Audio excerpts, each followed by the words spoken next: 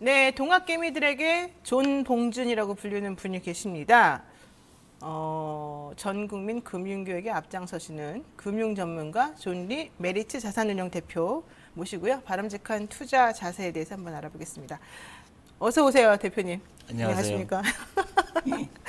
자, 제가 너무 좋아하죠. 제가 왜 좋아하냐면 제가 돈을 좋아합니다. 그래서 돈 잘 벌게 해주시는 분들에 대한 이 무한한 감사와 존경이 기본적으로 깔려 있습니다. 자, 제가 오늘 하나 이제 보여드릴 게 있는데요. 제가 사실은 우리 대표님을 처음 만나서 명함을 제걸 드렸더니 저한테 이런 명함을 주셨어요.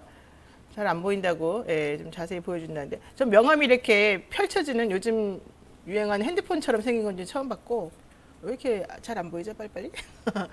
네. 어쨌든 이렇게 앞뒤를 보게 되면은 QR코드가 이렇게 잔뜩 이렇게 있습니다.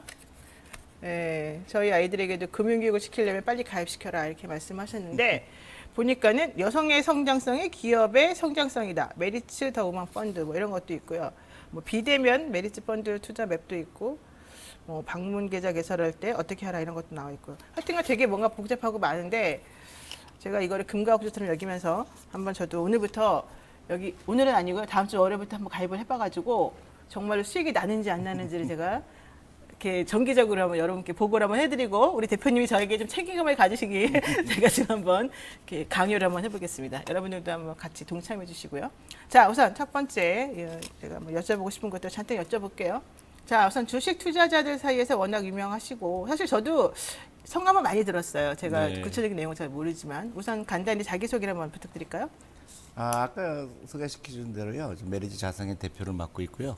그리고 한국에 와서 보니까 이제 외국에 비해서 한국이 굉장히 잘 사는 나라가 됐는데 노후 준비는 세계에서 꼴찌예요. 아, 네. 네, 그리고 돈을 일하게 하는 거에 너무 서투르고 그리고 돈을 안 가르쳐주고 있고 맞아요. 그래서 네. 우리 자본주의 사회에 살고 있는데 국가는 굉장히 잘 되고 있는데 개개인의 삶은 점점 더 힘들어지는 이유가 이 금융을 이해하지 못하기 때문에 그래요. 네. 그래서 그 아이서부터 그래서 제가 메리츠 자산운용 대표도 맡고 있지만 제가 하는 일은 이제 전국에 다니면서 우리 아이들 부자 만들기 또 엄마들 부자 만들기 아빠도 부자 만들기 캠페인을 하고 있습니다.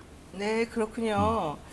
사실 이제 우리가 아까 노후 얘기는 해주셨는데 나이가 먹어감에 따라서 불안감이 되게 많이 그렇죠. 생기거든요. 예, 예. 앞으로 어떻게 먹고 살아야 될지 모르기 때문에. 게다가 수명은 점점 늘어나고 또 그동안에 이제 영위했던 생활 수준이 있기 때문에 이 수준을 영위하지 못하면서 불안하게 내가 살면 얼마나 힘들까 이런 것 때문에 좀 많이 이렇게 심적으로 편하지가 않더라고요. 그렇죠. 예, 그런데 50대, 60대 이분들은 사실 어느 정도 시드머니는 좀 있는 것 같아요. 근데 이제 이 시드머니를 어떻게 굴릴까에 대한 그런 생각을 계속 하는데 아무도 안 가르쳐 주는 거야, 우리들에게는. 그렇죠. 안 가르치기도 하고 또 더 중요한 거는 50대, 60대도 중요하지만 우리 태어나는 아이들서부터 해야 돼요. 그렇죠. 예, 그러니까 네. 이 50대, 60대가 모르고 이렇게 힘들어하는 이유는 아무도 어렸을 때부터 그렇죠. 안 가르쳐 줬기 때문이고 맞습니다. 그냥 우리는 부동산 하나 사놓으면 그게 우리가 노력하지 않아도 막 올라갔기 때문에 방법을 모르는 것 같아요. 그리고 이제 과거하고 좀 패러다임이 바뀐 거는 과거에는 수명이 짧았잖아요. 네, 그렇죠. 그러니까 은퇴하고 나서 얼마 안 있다가 돌아가시는 경우가 많았거든요. 그리고 또 하나는 자식이 많았어요. 그렇죠. 효자가 나올 확률이 있죠. 확률이 있다. 네, 근데 지금 확률이 없어요. 네, 맞아요. 그래서 네. 냉정하게 생각하고 이제 각자 내가 노후 준비하고 있는지 안 하고 있는지 점검을 해야 되고 모른다면 가르쳐 줘야 되고 국가가 해야 되고 네. 어렸을 때부터 학교에서 해야 되고 이제 시작을 해야죠. 그렇습니다. 지금 뭐 늦긴 늦었는데 늦었다고 생각할 때가 가장 빠르다. 물론이죠. 네, 사실 네. 이제 이 말을 우리가 명심해야 될 것 같은데요. 자, 그럼 본격적으로 한번 배워보죠. 자, 대표님께서는 단순히 돈이 많다고 부자가 아니다. 뭐 사실 이런 말을 저도 할 수 있어요. 자, 그렇다면은 여기서 말하는 그 부자가 제가 생각하는 부자인지 아닌지 궁금해요. 그러니까 부자라는 거는 저는 그렇게 정의를 내리고 싶은데 부자라는 거는 단순히 돈을 많은 게 아니고 돈을 나쁘게도 벌 수 있잖아요. 그렇죠. 뭐 마약을 팔거나 그런 것도 부자가 될 수 있잖아요. 그 사람은 부자라고 볼 수는 없고요. 네. 돈이 많은 사람이죠. 그렇죠. 그러니까 부자라는 거는 내가 돈으로부터 독립한 거. 아, 독립한 거. 네, 내가 돈이 없어서 아쉬운 소리를 하거나 돈이 없어서 남의 도움이 필요하거나 그렇게 되면 안 되잖아요. 네. 그래서 내가 경제 독립을 한 사람들이 부자라고 생각을 하고 돈이 많아도 그 돈을 어떻게 쓸 거냐, 좀 더 나은 사회를 만들겠을 거냐, 아니면 나 혼자 돈의 노예가 된 거냐, 좀 다르죠. 그렇죠. 아, 정말 돈으로부터의 독립 이게 매우 중요하다. 정말 그 말씀이 너무 공감이 가는데요. 그런데 이제 어렸을 때 되게 잘 사셨다고. 네, 네. 물론 그거는 이제 본인의 노력은 아니었겠죠. 부모님의 네, 네, 노력이었겠죠. 부모님이 여유로웠죠. 예. 네. 그런데 아버지가 이제 아버지 하시던 사업이 부도가 나서 네, 맞아요. 관심이 생기셨다고 하는데 관심이 생겨서 그래서 어떻게 하셨어요? 그래서 저는요, 그 은행에서 복리라는 걸 처음으로 알게 됐어요. 아 복리. 네, 초등학교 때 네. 너무 신기했던 게 한 달에 700원씩 예금을 하면 1년 후에 10,000원을 준다는 거예요. 아 1년에 10,000원이요. 네, 그래서 적금을 들으라는데 그 당시 이자율이 물론 높은 것도 있지만은 제가 아무리 계산을 해도 700원 곱하기 12하면 8,400원인데 네. 왜 10,000원을 주지? 그게 너무 신기했어요. 그래서 네, 네. 막 가슴이 뛰는 거예요. 아, 나도 부자 될 수 있겠구나. 그 돈만 생기면 은행에 가서 그 적금을 들었죠. 와. 그게 가장 우리 어렸을 때 제가 우리 이제 집이 어려워지지 않았으면 배우지 못했을 것 같아요. 네. 네, 그래서 그렇군요. 돈이라는 걸 알게 됐고 빚을 짓는 게 무섭다는 걸 알게 됐고 네. 그리고 돈을 중요하구나 그걸 알게 됐죠. 그 워렌 버핏 책을 제가 하나 옛날에 읽었었는데 좀 비슷하네요. 그 생각하시는 상황이. 아이 그분한테 제가 비교하기는 좀 그렇고요. 근데 사실은 다 원리는 똑같죠. 그렇죠. 예, 네. 우리가 많이 동화에서 나오는 것처럼 황금알을 낳는 거위라 얘기라든가 그런 이제 워런 버핏이 얘기했던 스노볼 이펙트라든가 네. 다 비슷한 얘기죠. 작은 돈이지만 기간이 지나니까 엄청난 돈이 들어온다. 그러니까 이 그러죠. 복리의 무서움. 네, 복리 마법이죠. 요즘 또 복리 주나요? 은행 이런 데서? 그러니까 은행에 넣으면 안 되죠. 네, 그렇죠. 이제 안 해도 투자를 해야죠. 투자를 해야 네. 되는구나. 아 근데 우리 투자하면 너무 위험한데. 그게 이제 우리가 그 돈에 대해 그 투자에 대해서 잘못된 편견이 많은 거죠. 아 그래서 그러니까 주식 투자는 위험하다.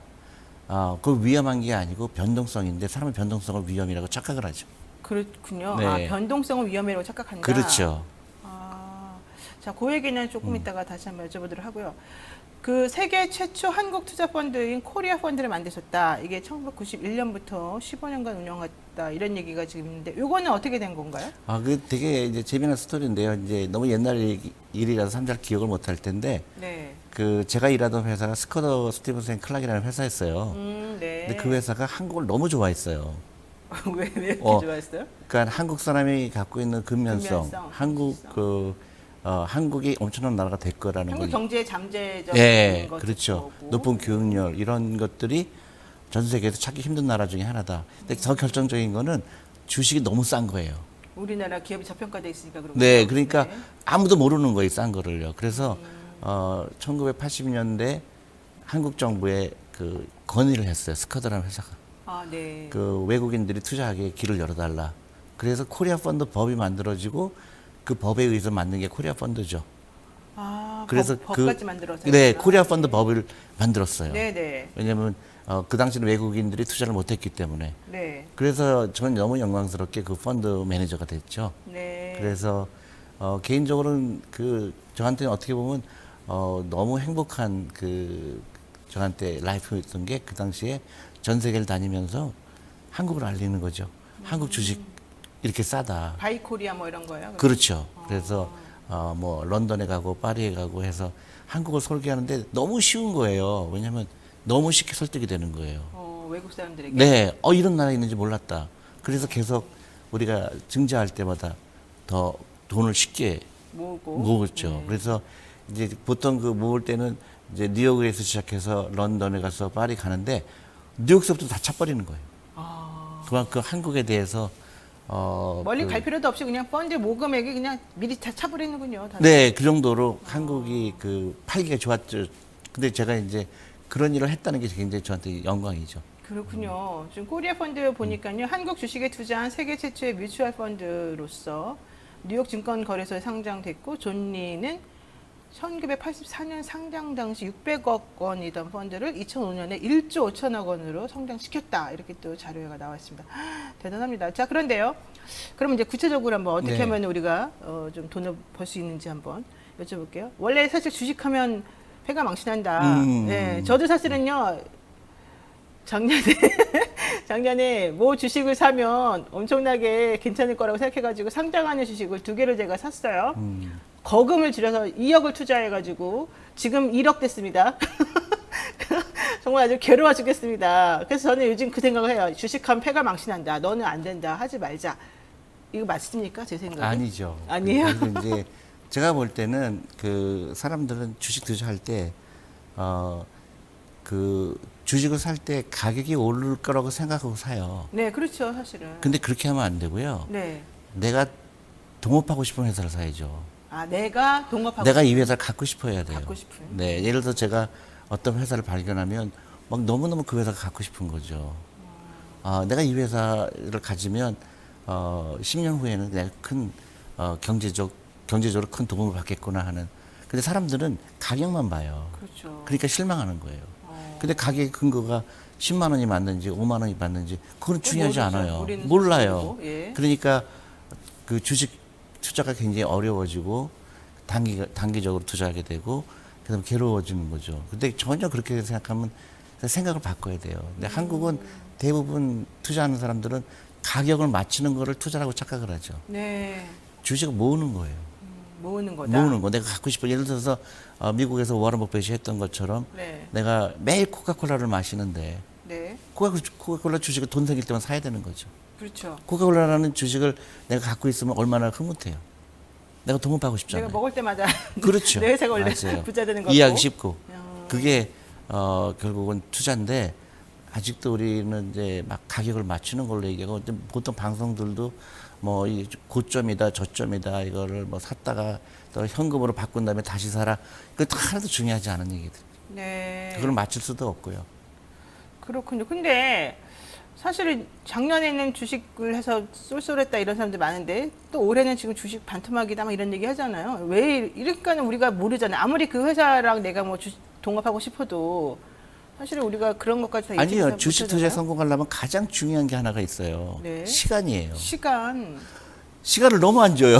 우리 너무 단타에만 그렇죠. 예를 들어서 주식 투자하고는 그 6개월 동안 안 오르면 막 화가 나고. 화나요 진짜. 근데 그게 아니고 저는 그거를 예를 들어서 제가 삼성전자를 그 90년대 초 때 샀잖아요. 네, 그때 네. 15,000원 정도 기억이 나요. 근데 그 15,000원이 됐다가 17,000원이 됐다가 또 15,000원 됐다가 또 2만 원 됐다가 꾸준하게 반복하다가 나중에 10만 원이 넘게 되고 지금 300만 원, 400만 원 됐잖아요. 네. 그게 투자예요. 그 회사의 잠재력을 믿고 오랫동안 투자해야 되는데 네. 우리는 너무나 단기간에 그 가격을 맞추는 거를 투자라고 착각을 하기 때문에 그렇군요. 한두 번은 맞출 수가 있지만 계속 맞출 수는 없거든요. 네. 지금 소중함님께서 유튜브 구독하면서 매입한 주식은 전부 마이너스입니다. 왜 이러나요? 이렇게 또 질문도 하셨고 소휴님께서 그래서 시키는 대로 삼성을 조금씩 매입했는데 왜 자꾸 내려가는지 모르겠어요. 이런 얘기도 하시네요. 그러니까 제가 좀 안타까운 거는 분산 투자해야 된다. 그리고 여유 자금으로 해야 된다. 그런데 제가 계속 얘기하잖아요. 그 꾸준하게 사모아라 하는 얘기를 하는데 6개월을 못 견뎌요, 사람들이. 6개월을 못 버티니까. 그렇죠. 저 1년 됐잖아요. 그래도 마이너스니까. 1년은 아무것도 아니죠. 아니, 더 중요한 거는 정말 그 회사를 갖고 싶어서 샀는지 아니면 올라갈 것 같아서 산 건지 그거부터 따져봐야 되겠죠. 그래요. 사실 그 말씀 들으니까 제가 투자를 잘못했다 이런 반성을 좀 하긴 하는데 그래도 반성만 하고 있기는 싫습니다. 뭔가 좀 결과를 줬으면 좋겠는데 대표님께서 한국인의 금융 지식 점수는 10점 만점에 2.5점이다. 이거 완전 낙지점이잖아요. 네, 그거는 이렇게 평가하셨는데. 제가 어려서 그런 얘기 했는지 오늘 기억은 잘 안 나는데. 그래도 이제 이렇게 네, 저는 이제, 네. 이제 금융 문맹이라고 그러거든요. 근데 전 세계가 이제 금융 문맹이 굉장히 심각한 병이거든요. 네. 그 질병이라고 표현을 해요, 보통. 네. 근데 이제 미국도 금융 문맹률이 있고 일본도 있고 다 한데 한국하고 일본이 전 세계에서 가장 높아요. 문맹률이. 네. 그게 뭐냐면 어렸을 때부터 금융에 대한 교육을 받지 않았고. 약간 터부시하고 좀. 네, 그리고 이제 일단 주식 투자하면 안 된다는 생각을 가진 사람이 너무 많잖아요. 그 자체가 굉장히 힘든 노를 보낼 수밖에 없는 거죠. 네. 돈이 나를 위해서 일하게 하는 거를 일찍부터 시작해야 되는데 우리가 노동력으로 버는 것만 계속 강조를 하다 보니까 미처 노후 준비를 못 하는 거예요. 네. 예를 들어서 배당 소득의 90%를 10%의 사람들이 가져간다고 해요. 아. 그러니까 배당 소득을 갖고 있다는 얘기는 내가 주식을 소유하고 있잖아요. 네네. 근데 사람들은 미처 주식 살 생각을 안 하고 하더라도 단타만 하기 때문에 그 혜택을 누리지 못하는 거예요. 더 잘못되고 있는 거죠. 점점 나빠지는군요. 예. 오히려. 자, 그런데 솔직히 그렇게 될 수밖에 없는 거 아니에요? 상식적으로 보면 우리나라 같은 경우는 예를 들면 아파트 하나 그냥 사면 6개월 안에 진짜 많이 오르던데요. 근데 그런 걸 따지게 되면은 그거는 그냥 흐름 맞춰서 어디 괜찮다더라 이렇게 입소문 난 거면 사면 되는데. 물론 이제 부동산도 하나의 투자 수단이죠. 주식은 안 그러니까. 근데 예. 부동산의 장점과 단점이 있고 주식의 장점과 그렇죠. 단점이 있는데 예. 길게 보면 주식이 훨씬 더 모르게 돼 있고요. 그리고 그 부동산은 큰 돈이 필요하지만 주식은 우리가 10,000원도 투자할 수 있고 5,000원 투자할 수 있거든요. 네. 꾸준하게 투자할 수 있다는 거고 황금성이 있다는 또 장점이 있죠. 네. 근데 길게 보면 주식이 훨씬 더 많이 오르게 돼 있어요. 그렇군요. 자, 지금 여러분께서는요, 노영의 뉴스 인상이다. 우리 또 존리 메리츠 자산운용 이 대표하고 같이 얘기를 좀 나누고 있습니다. 자, 그래서 여러분들 많은 뭐 궁금증 있으면 댓글 달아주시면 제가 또 소개하고 여쭤보도록 할게요. 특히 대표님께 여쭤보고 싶은 다른 데서 기회가 없으니까 그런 게 있으면 댓글 달아주세요. 제가 한번 확인해 보겠습니다. 자, 그리고요, 주식 투자를 할 때 제일 중요한 게 타이밍이라고 얘기들 하지 않습니까? 절대 그렇지 않죠. 아, 그것도 잘못된 말이에요? 예, 그러니까 절대로 하지 말아야 될 게 타이밍 맞추는 거예요. 그건 이제 마켓 타이밍이라고 그럽니다. 네. 영어로 마켓 타이밍이라고 그러는데 네. 제가 한국에서 너무 놀란 게 모든 사람이 타이밍을 맞추는 걸 투자라고 착각을 해요. 네, 맞아요. 왜냐하면 그거는 절대로 맞출 수가 없거든요. 맞출 수 없는 거를 맞추려고 하는 거는 도박이죠. 도박. 네. 근데 주식 투자는 도박이 아니거든요. 그러니까 타이밍을 맞추려는 노력을 접고요. 내가 갖고 싶은 회사가 어떤 회사인가 거기 흥분을 느껴야 돼요. 이 회사 너무 갖고 싶다. 네. 근데 이제 돈이 많지 않으니까 맞아요. 미국처럼 노후 준비하기 위해 주식이 가장 중요하다. 그래서 그 퇴직연금부터 주식에 강제로 투자하게 해요. 그래서 지금 미국에서는 그 퇴직연금 제도 때문에 네. 백만장자가 하루에도 몇만 명이 생긴다고 그래요. 왜냐하면 60세까지 못 찾게 강제를 하거든요. 네. 그러니까 처음에 잘 몰랐지만은 이거 해야 되는구나. 그래서 국가가 거의 강제적으로 네. 하게 만든 거죠. 노후 준비에서 주식 투자는 필수다. 그 결과가 근데 이제 한국도 이제 지금 시작인데요. 예를 들면 네. 제가 한국에서 제일 먼저 놀랐던 게 우리 직원들이 퇴직연금으로 주식 투자를 안 하고 있는 거예요. 사실 할 생각을 못 하고 그러니까 저도 예. 깜짝 놀랐어요. 자산운용사 직원들이 자기 퇴직연금이 주식 투자하는 거를 모르고 있다는 사실이 그러네요, 이 진짜. 금융문맹국 맞구나. 그래서 제가 강제로 네네. 바꿨죠. 근데 이제 처음엔 좋았어요. 그러다가 한 2, 3년 되면서 수익률이 나빠지면서 직원들이 막 원망하기 시작하는 거예요. 그러네요, 진짜. 뭐 이렇게 한국은 또 틀린데 이렇게 미국식으로 와갖고 그러냐. 근데 지금 6년이 지났더니 우리 평균 수익률이요. 우리 직원들 수익률이 한 60% 돼요. 60%? 네, 퇴직연금이요. 그러니까 올라갔다 내려갔다 반복하지만 네. 결국 6년이라는 기간이 지나니까 다 회복하고도 60%인데 다른 회사 보니까 8%밖에 안 돼요, 평균적으로. 8%도 많은 건데, 사실은. 네, 근데 네. 이제 채권에 대부분 돼 있고 하니까 제가 그래서 우리 직원들한테 얘기하는 게 근데 이게 만 6년인데 이게 만약에 20년, 30년이 가게 되면 다 노후 준비 할 수 있다. 그러니까 그 좋은 예를 보여준 거죠. 일단은 버텨야 된다, 뭐 이런 생각이 물론이죠. 드네요. 그러니까 주식은 안 파는 거예요. 안 파는 거예요? 네, 안 파는 거예요. 네. 하루라도 일찍 투자하고 하루도 늦게 파는 거예요. 그렇군요. 네. 그럼 혹시 얼마나 보유하고 계시던 주식 중에서 뭐 가장 오래 갖고 계셨던 게 뭐 얼마나 되는 거예요? 수익은 또 얼마나 났을까요? 근데 그 개인 물론 이제 그런 거 좋은 여쭤보면 안 뭐 돼요? 이제 평균적으로 이렇게 얘기를 할게요. 제가 코리아 펀드 운영할 때 판 게 그 전체 자산 중에서 판 부분이 10% 정도 돼요. 판 게 10%? 1년에. 1년에? 네, 그게 회전율이라고 그래요. 근데 그 결과 수익률은 시장 대비 15년 동안 해마다 10% 초과 수익을 냈어요. 해마다 10% 네, 추가씩? 네, 네, 와, 네, 대단하시네요. 그게 결국은 좋은 회사를 골라서 오랫동안 투자하는 철학을 지킨 덕이죠. 그렇군요. 네. 대표님만 쫓아다니면서 해야 되겠네요. 아니, 저를 쫓아다니면 안 되고 그러면 안 돼요? 좋은 회사를 쫓아다녀야죠. 잘 모르니까. 근데 오늘 지금 댓글 다신 분들은 다 망하신 분들만 댓글 다나 봐요. 영숙님, 우리 부모님 IMF 때 주식해서 집안 거덜 날 뻔했습니다. 젤리스님, V글로벌 투자했다가 망했어요. 사기였나 봐요. 그다음에 JJ님은 그때 주식 산 거 놔뒀으면 참 어땠을까요? 그다음에 뭐 소효님은 테슬라 저가 매입했는데 그나마 다행입니다. 뭐 이런 얘기하셨고, 그다음에 중요한 거 이 얘기하는데요. 카카오뱅크 1,000만 원 샀는데 1,200까지 갔다가 지금은 800입니다. 그리고 깨시미님이 경제 상식이 깨져서 이렇게 된 건데 뭐 경제 교육이 되겠습니까? 이런 얘기하고 되게 많은 얘기 근데 하시네요. 저도 네. 이제 그런 얘기는 너무나 많이 듣거든요. 장기 투자했는데 망했다. 나는 뭐 했다. 근데 굉장히 도움이 되지 않는 말들이에요. 도움이 안 되는 왜냐하면 말이에요. 예. 부자들은 제가 얘기하는데 우리 아이들한테도 그렇고 자녀들한테도 항상 긍정적인 사람이 부자가 되지. 그 부정적인 얘기하는 사람은 계속 가난하게 돼요. 그건 어디나 마찬가지인데 제가 주식 얘기를 하잖아요. 그럼 어떤 네네. 사람은 특히 아이들은 눈이 반짝반짝거리는 아이들이 있어요. 아 이런 거였구나. 워런 버핏이 초등학교 4학년 때 하듯이. 네. 그럼 어떤 기업을 고르면 될까요? 어떤 이 기업은 왜 좋을까요? 끊임없이 그런 새로운 생각을 하게 하고 그 브레인을 자꾸 자라게 하고 그런 걸 안 하고 네. 이런 걸 대부분 그런 거죠. 뭐 누구는 하다가 망했어요. 처음 망했다는 얘기가 네, 망했다는 얘기 너무 많이 들어요. 너무나 많으니까 그런 게 다 나쁜 영향이에요. 예를 들어서 어떤 기업이 잘 됐을 때 이 기업은 왜 잘 됐을까? 이 기업의 경영진은 어떤 걸까? 이런 긍정적인 것들 너무나 많은데 그런 얘기들을 안 해요. 나는 샀더니 손해봤다. 그럼 왜 샀어요? 모른다. 모른다. 그럼 왜 샀어요? 샀어요? 모른다. 그러면 그런 얘기는 듣고 싶어 하지 않아요. 제가 장기 투자 얘기를 했는데도 실제로 옮기는 사람 별로 없고 장기 투자 했는데도 사람들은 듣고 싶은 것만 듣는 거죠. 당신 말대로 주식 투자했더니 망했다.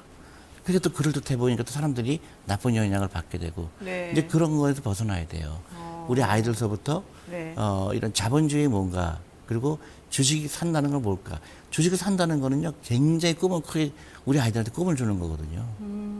테슬라라는 그 일론 머스크라는 사람은 자동차 한 번도 만들어보지 않은 사람 있잖아요. 그렇죠. 그 사람이 지금 세계에서 가장 큰 부자죠.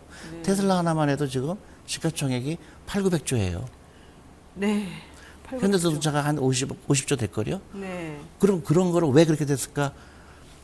그런 아이들이 어렸을 때 그런 걸 배워야지 나는 20% 벌었다, 30% 벌었다 이런 얘기는 의미가 없어요. 그렇군요. 또 손해봤다, 뭐 네. 주식하면 안 된다.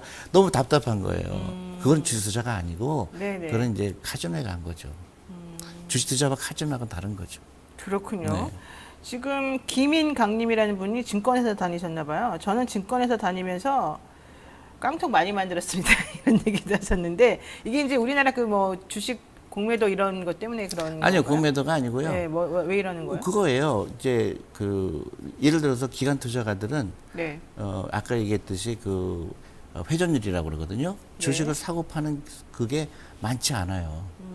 근데 한국 개인들은 네. 기관 투자에 비해서 10번 이상을 더 10배 10배 이상? 추헤딩을 해요. 사고 팔고를. 네. 그러니까 손해 볼 수밖에 없죠. 그렇군요. 자, 어쨌든 간에 뭐 지금 이렇게 잠깐 얘기 듣는다고 해서 우리가 뭐 아주 주식 투자에 규제가 되고 그러지는 않겠지만 주식 투자는 규제가 없어요. 그래도 규제가 없어요. 그러니까 아까 얘기했잖아요. 참을성, 시간. 시간. 그다음에 그런 내가 정말로 갖고 싶은 회사를 찾는 노력. 근데 사람들은 테크닉이라고 그러잖아요. 재테크라고 그러잖아요. 네. 테크닉이 아니에요. 아, 그 인내와 그다음에 기다림, 그다음에 자본주의에 대한 이해 그런 게 중요하죠. 자본주의에 대한 이해 예. 되게 중요한 것 같은데 그래서 제가 여쭤보려고 합니다. 대표님께서 존리의 부자 되기 습관 이런 책을 네, 쓰셨잖아요. 네. 자, 책을 다 저는 못 읽었습니다만은 핵심을 뽑아가지고 한번 조언을 들어본다면 어떨까요? 누구나 부자가 될 수 있다. 그건 개런티예요. 아, 근데 다만 라이프 스타일을 바꿔야 된다는 얘기죠. 라이프 스타일을 어떻게 네. 바꿔요? 그러니까 빚을 지려고 하지 말고 네. 투자를 할 생각을 해야 되고 과소비하지 말고 그다음에 부자처럼 보이지 말고 왜 부자처럼 보이면 안 됩니까? 비용이 들어가잖아요.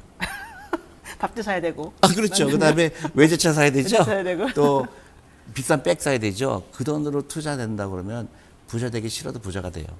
복리의 마법이잖아요. 네. 제가 최근에 넷플릭스 아시죠? 네. 넷플릭스에 대한 어떤 미국의 자산운용사 사장님이 올렸어요. 네네. 자기 블로그에. 네. 넷플릭스가 저도 2000년대 초에 넷플릭스 가입을 했거든요.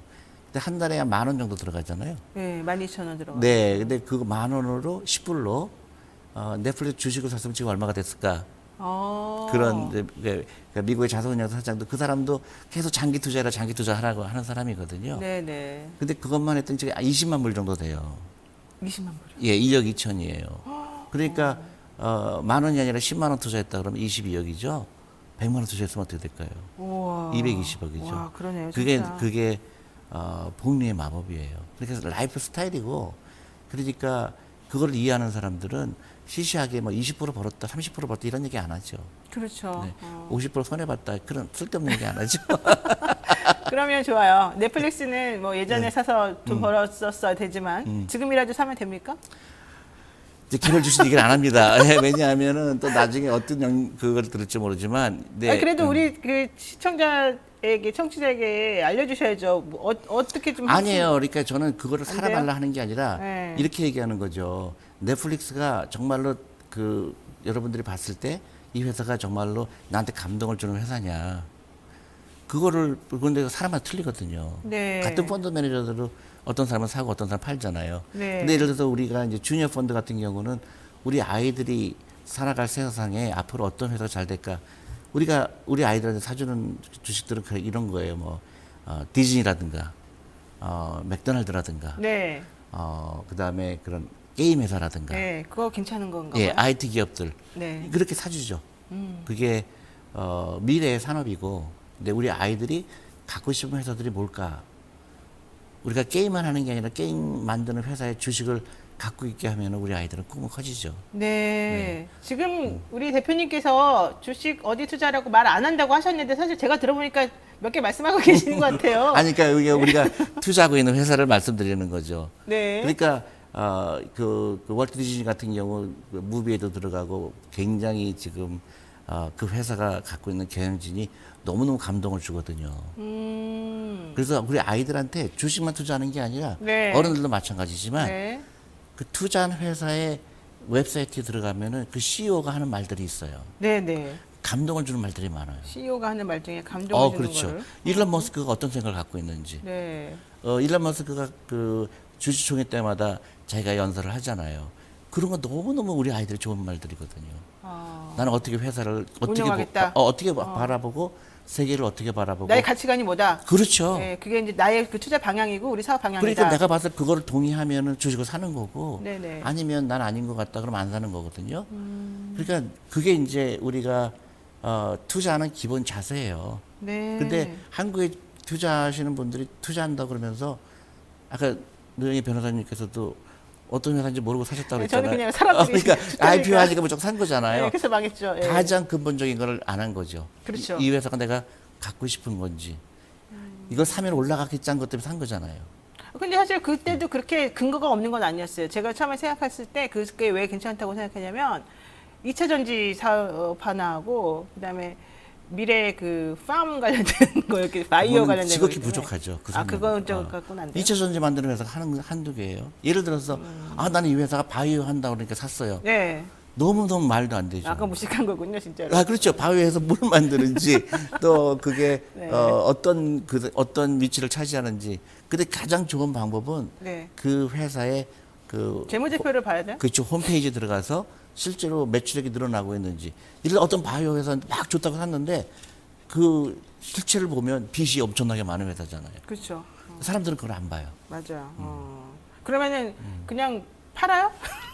팔아야죠. 팔아야 돼요? 네. 지금 다 팔아버렸죠, 그다? 아니요. 파느냐 안 파느냐의 결정은 네. 내가 미스테이크 했구나. 그럼 파는 거예요. 그리고 내가 앞으로 이런 미스테이크 안 해야 되겠구나 하는 거죠. 이것도 좋은 레슨이죠. 공부. 참 정말 우리가 여기서 또 교훈 얻었다고 하기에 너무 가슴이 아픕니다. 가슴이 아프게 배워야 돼요. 네, 알겠습니다. 워런 버핏이 운영하는 회사가 버크셔 하더웨이라는 회사거든요. 네. 그 회사가 이분이 초등학교 4학년 때 처음 투자할 때 실패했던 회사 이름이에요.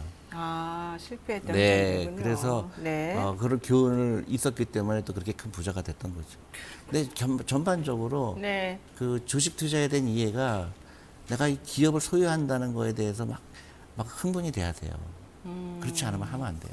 알겠습니다. 네, 저는 안 하는 걸로 하겠습니다. 아니 해야 됩니다. 해야 돼요? 펀드로 하세요. 알겠습니다. 하지만 저는 잘 모르긴 하는데 어쨌든 너무 복잡해서 그동안에 생각 아예 안 했는데 일단은 그런 생각 버리고 차근차근히 한번 그리고 시작을 이제 해보겠습니다. 올해가 가기 전에 반드시 해야 될 게 있어요. 네, 그 세금 혜택이 있는 거 무조건 하셔야 돼요. 세금 혜택 있는 네, 연금저축펀드는 올해 말까지 하시면 세금 혜택을 받아요. 아, 연금저축펀드는 올해 말까지는 네, 꼭 들어라. 그거를 통해서 네. 펀드에 가입하는 게 중요하고요. 네. 퇴직연금 자기 주식 비중을 늘려야 되고, 그리고 주식 투자는 안 하는 게 위험한 거예요. 하는 게 위험한 게 아니라. 안 하는 게 위험한 네, 거다. 그렇죠. 왜냐하면 네. 우리가 돈이 나를 위해서 일해야 되는데 우리가 돈을 위해서 일하는 건 한계가 있어요. 맞습니다. 네. 정말 뼈저리게 느끼고 있습니다. 온몸이 부서질 것 같습니다. 제가 지금. 자, 노영의 뉴스 인사이다. 오늘 존니 메리츠 자산운용 대표와 함께했습니다. 여러분들 못다한 말들은 나중에 댓글로 남겨주시고요. 오늘 말씀 여기까지 나눠야 될 것 같습니다. 대표님 고맙습니다. 네, 감사합니다.